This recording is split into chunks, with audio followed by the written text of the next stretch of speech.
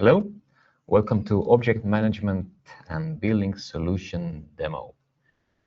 Today, me, Errol, and my colleague Tatiana are going to show you a little bit about this solution.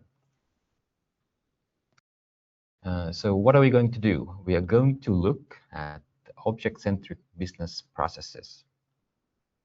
First, we're going to look at what does it mean.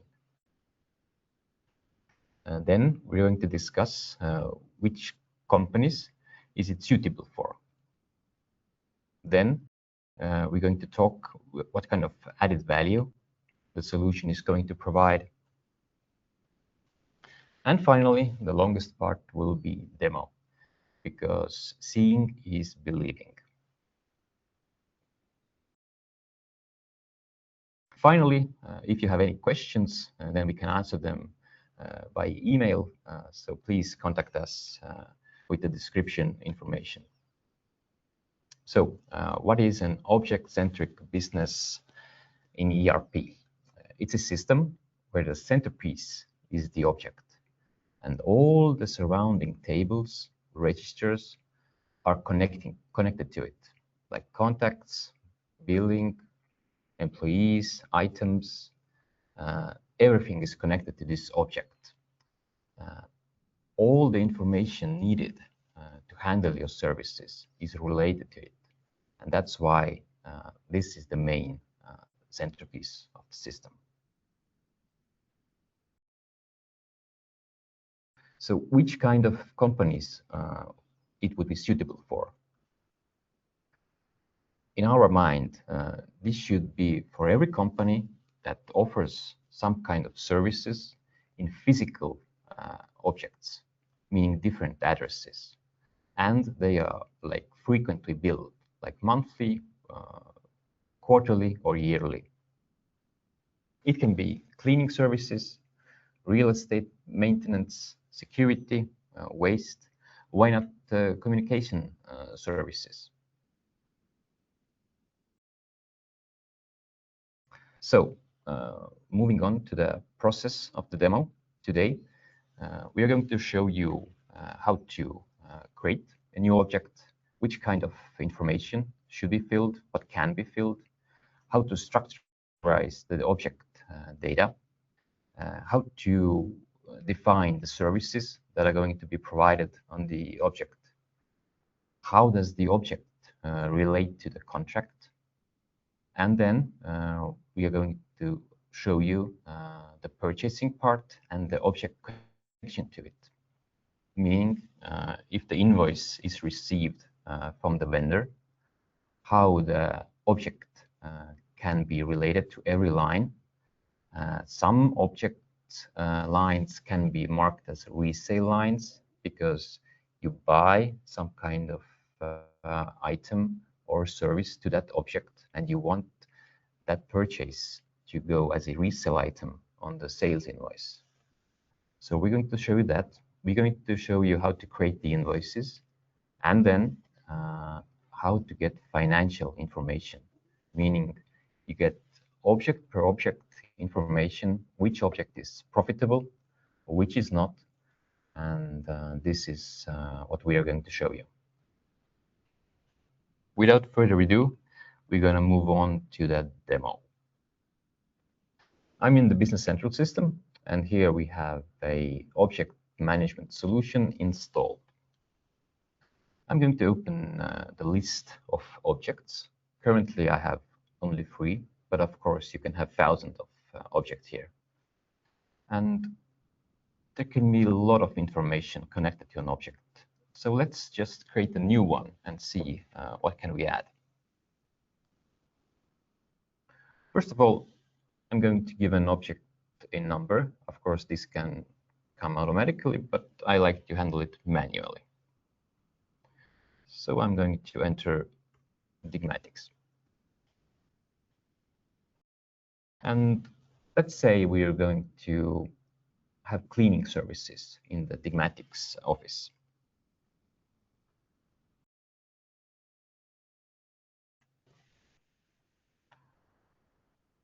When I create an object, in the beginning, I can say the status is pending. But if I decide this can be active or closed, so when it's closed, it will be hidden from the object list. So it's up to you what kind of statuses to use. The same thing goes for object types. So you can add as many object types as you need. And currently we have the office. Nice typo. Good. What else? Usually when you have a new object, you have a contact. You have a contact of the customer. So I'm going to select, we have Philip. And when I selected Philip as the main contact for this object, I need to say from which date it started. Let's say from the 1st of April this year. Good. Then I can add different notes for this object. Like I can say, we agreed that daily all the trash bins are going to be emptied, but weekly all the floors are going to be washed and the carpets vacuumed. So you can add a lot of information here with text, pictures, whatever you need. Talking about pictures, of course, you can add a object picture. So I'm going to just select one picture here. Let's say this one. And of course, you can add one picture that is going to be displayed, but also multiple attachments, as many as you need. Good. Then what's good about information on the object is attributes. So I have predefined attributes that I can select to an object, like how many square meters is the indoor space, like 750. What's the complexity of the object? If I need to clean it, let's say it's medium. And maybe how many bathrooms does it have? So it's 5.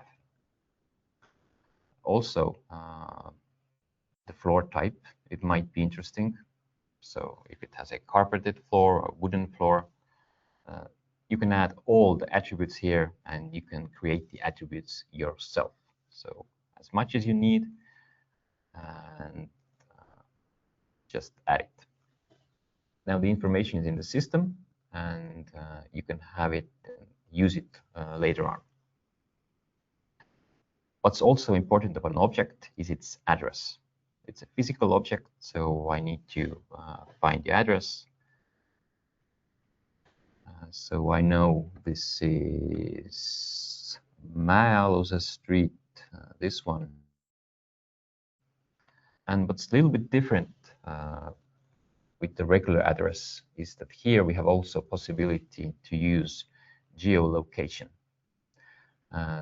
So for example, you enter the address and you find the map of this address, and it's not quite exact because, you know, maybe the entrance is in a little bit different space. Let's say the entrance to the building is not here, but it's here.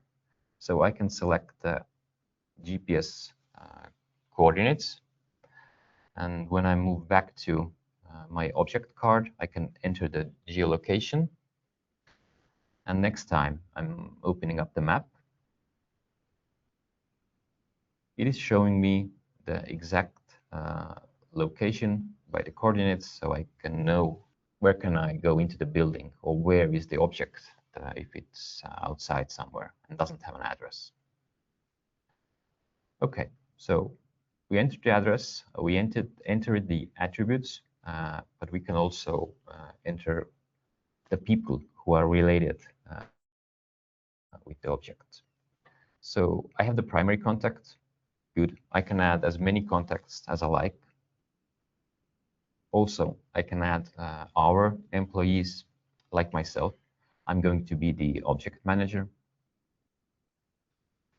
So, and of course I have a boss. So my boss, I believe, is Mike. So Mike is going to be the service manager. I can add as many employees as needed, and the roles are predefined, but the contact information can also be added, like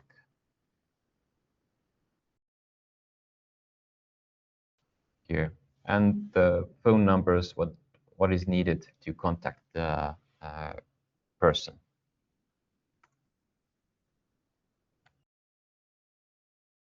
and so forth.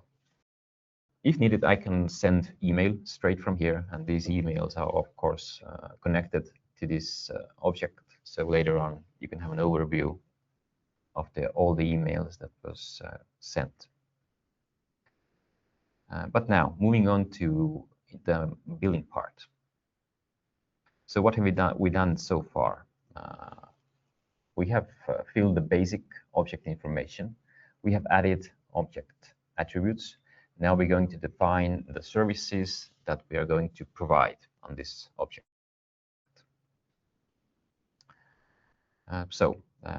We have the customer here. Great. And let's add the services. So we can add any types of service. I'm going to select items. So we're going to do indoor cleaning, and I think we're going to do it monthly, so once a month, and I can add prices. So the price list is not customer based. By default, it is object based. So for the same customer, you might have multiple objects, all with different prices for the same service. So let's say this is 1,000.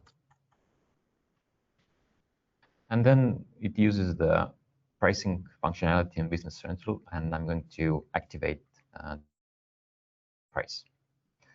This also means I can create prices for the future if needed.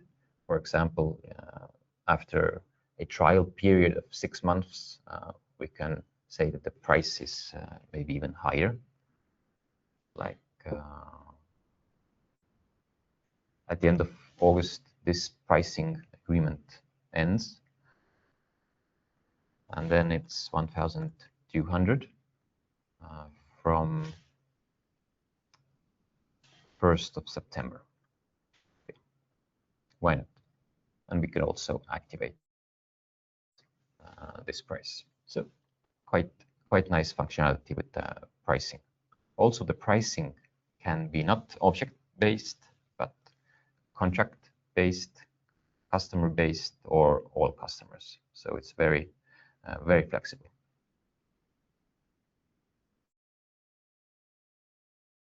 On the object card here, you can see the current price, meaning the price that is activated today. This is the price that is going to be used if the invoice is created for this month billing. I'm going to add something else here as well. So let's say there is some kind of plants here that need trimming.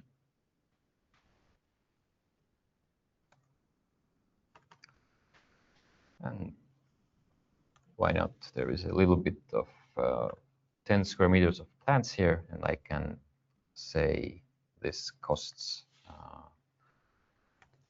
5 euros per square meter. And I'm done. But that's not all. I can have very flexible service handling on the sales lines. For example, I can add if the service is seasonal. Maybe the plants we use here are not growing at the winter time, so I can say that trimming of the plants is needed only from May to September, for example. And the start point can be like a calendar day of the month, like the 1st or 10th, no issue. And the end can be like 30th. Why not? Now, we are getting to a part where we can select the billing periods, where we can select contracts. The thing is, we haven't created a contract yet. So let's see how to add a contract. Of course, contract can be already created, but it can be created from the object card as well. So contract first. And it was an indoor cleaning.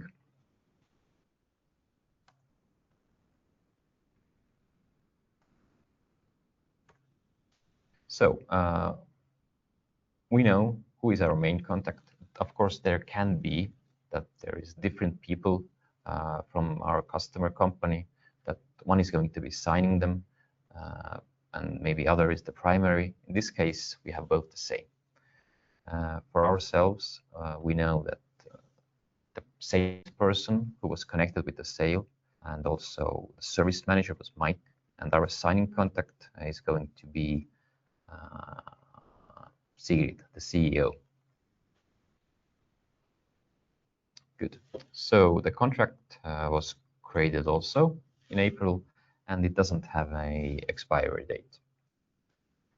If it has an expiry date, we can select it to extend automatically, and a salesperson will be reminded of the ending date of the contract. Now, interesting part is billing. We can have different payment terms for different contracts, even for the same customer. So this is nice. And we can also have multiple selections here. So if the customer has multiple contracts, then they can have one invoice per contract or separate invoices per different objects. Also, we are going to talk about resale items, and maybe they would like a resale item to be invoiced separately. Then they can just select this check mark and move on. I want everything to be on the same invoice. And also for the object info, I can select how much of information should be on the invoice. So, and that's it. We have now created the contract for the object, and now the contract was added also to the lines. The contract is needed on the lines because we can have physical objects, maybe big shopping malls where there is a lot of different customers. So we can have for every line a different bill to customer and different contract. Good.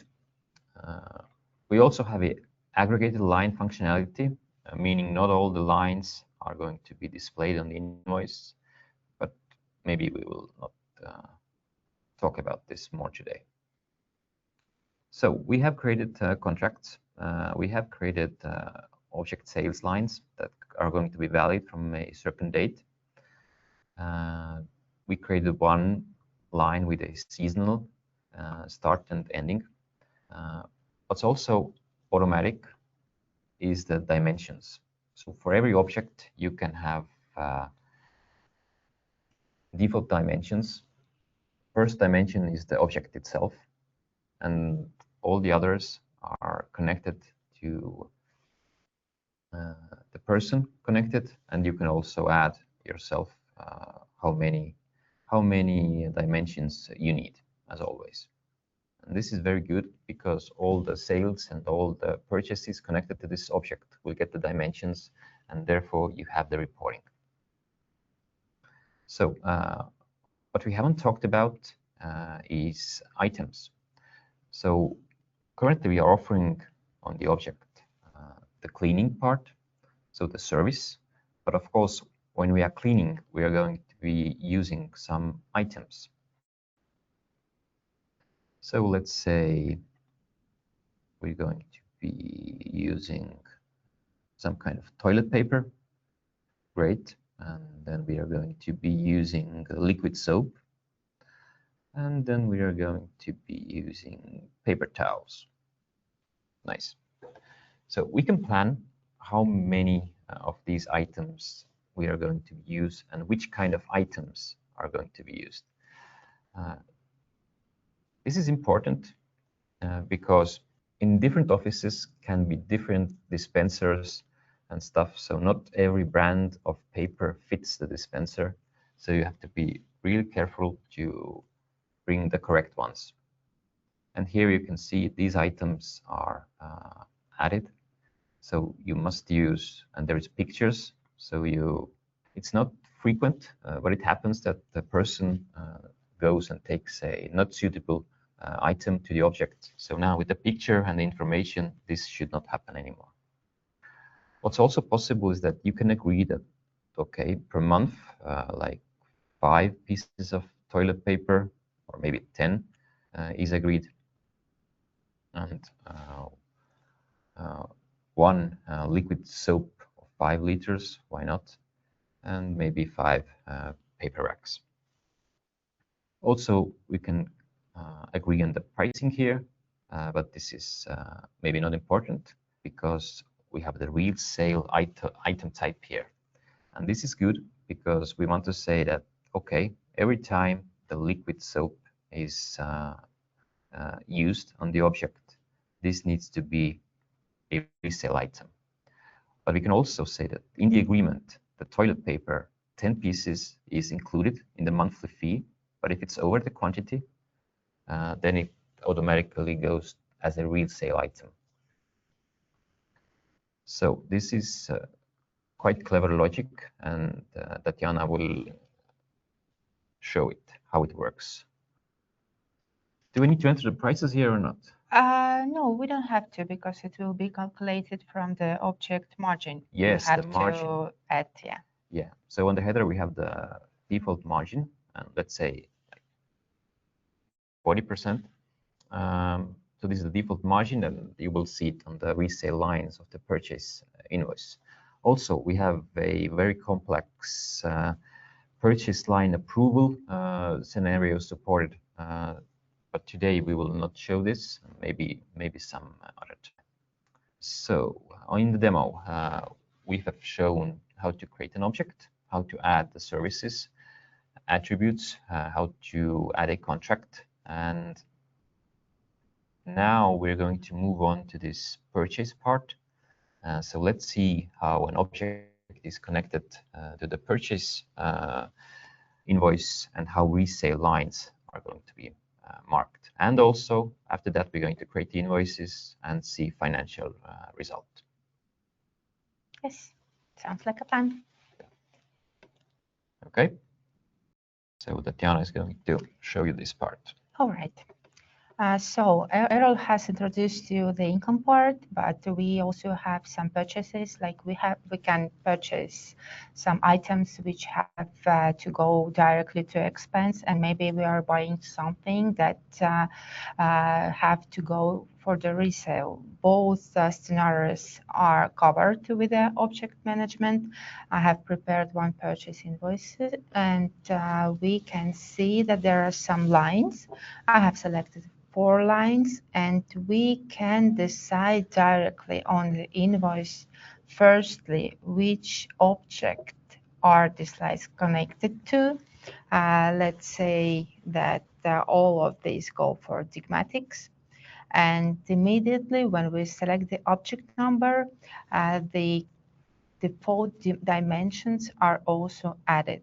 So you don't have to think about analytical dimensions. All will be covered by the system. So let's add all the object numbers for all the lines. And now I have to decide what for are these items purchased. Let's say that first line, which is liquid soap, goes as a resale item. I will mark it as resale, and here you can see that the resale margin appeared itself because if you remember, Errol has added it to the object card. If in this particular case, I want to change it from 40, for example, to 50, it's not a problem. I just change it and the price is recalculated. And from the other side, maybe I have some fixed price I want to sell this item with. I just open the price list and add another price, activate the line, close the price list, and the margin is recalculated from the other side. So let's mark one more line for resale, for example. And as you can see, immediately after I check mark the resale item, the contract number has appeared. And if this object has few contracts, I could select it from here. And this is it. And I will leave 2 lines are as expenses. Now I post the purchase invoice and go to my object card. On the object card, there is one button called Resale Items. When I open it, I will see all the items that are meant to be gone for resale. There are 3 lines. Maybe you want to ask why there are 3. It's because Errol has set that torque paper has to go to resale if the quantity is more than, if I remember correctly, 10. And other 2 lines were marked as resale manually. Here you can see if those resale lines are connected to any sales invoice or any posted sales invoice. So currently we see that there is everything empty. That means that those items are not sold yet. And how can we sell them? Now we are going to billing process. We can create bulk object invoices from with the create object invoices functionality. Currently, I will select as a posting date 30th of April. And if I change this, for example, for 31st of March, billing period will be changed for the March. Currently, I want to take the April because the object was set for April because our sales lines were started in April.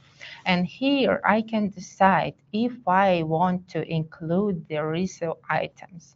Maybe not everything is purchased and I want to add them later to the prepared sales invoices. So if I don't want to add them immediately, I can take this option off.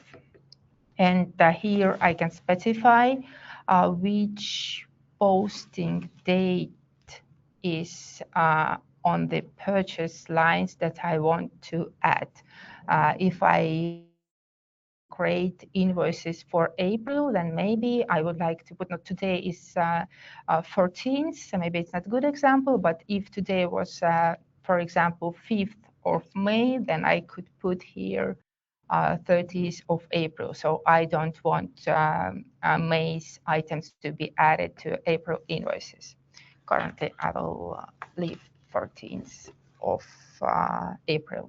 And then I'll just press OK. And then you can see that one invoice is created.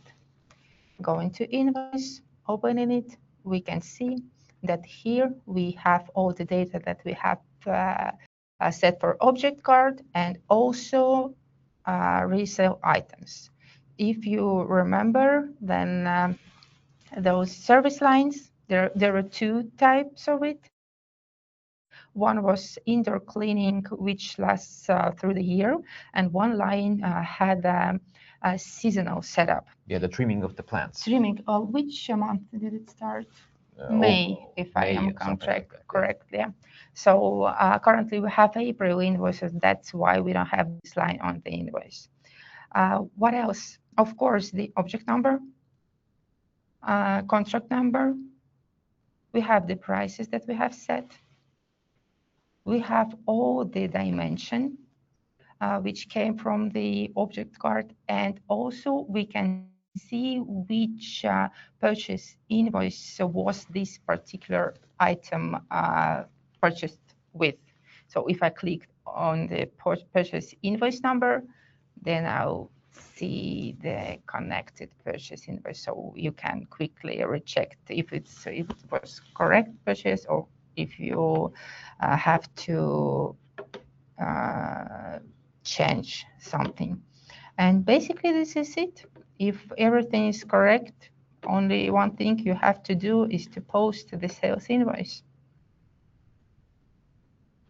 After you post the invoice, you can send it directly to your customer with a nice layout. It's object management specific layout. Here you can see object lines, all the contract data, and so you don't have to modify it. Yeah, so the good thing about the layout is everything is grouped together by object, per contract or per object? Per object. Per object. Mm-hmm. So if you have multiple objects for the same customer, they can have the information object per object, so they can handle their expenses with ease. Yes, it is. And now let's talk a bit about the financial reports. We have it on the object card. So in the object setup, you can define which financial report is shown from this financial report button on the object card. After I open it, I can see what has happened with my object on defined period. Let's say I'll select that I want to see first 4 months of the year. And here are the numbers. So basically on the background, there is standard Microsoft financial report functionality. So from here, of course, I can go to my entries. Here's the budget entry, or to my actual entry, and check which documents are these connected to.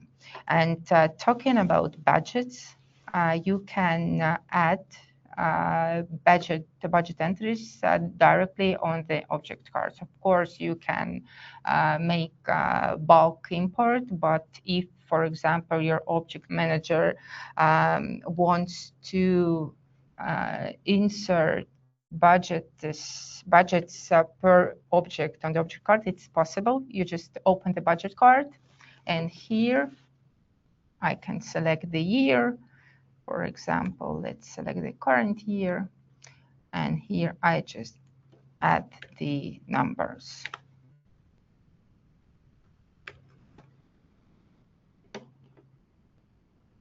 So it's a great tool. You can connect the object to the budget. You have the budget object per object, and in the end, you have the financial report. Yes. Also object per object. You get a great overview. Which objects are profitable and which are not, and maybe you can change something on the objects that are not profitable, and a great way to analyze and have better financial results for yourself. Yes, it is. So, of course, you can take the same financial report from the main page, like financial reports. There you will see the result for all the objects you have. But if you want to take this quick check, then you can just select it on the object card, because the object filter will be predefined for you here. And here I can see if this object is profitable. Nice. Yeah. So this is it about object and financial reports and resale items. Yeah, so we demoed you the basic process, the creation of an object, the contract handling, the attachments. You can have multiple objects per contract. You can have multiple contracts per customer. You can have multiple contracts on an object. So everything is basically possible. The creation of invoices is easy. That's why the accountants love this solution. You can create hundreds, thousands of invoices monthly, post them, and you're done. No big process needed. So thank you. Please check out our website, digmatics.com. Find the solution there. And if you have any questions, you will find the contact information there and also in the description of the video. So thank you, and looking forward to hearing from you. Thank you.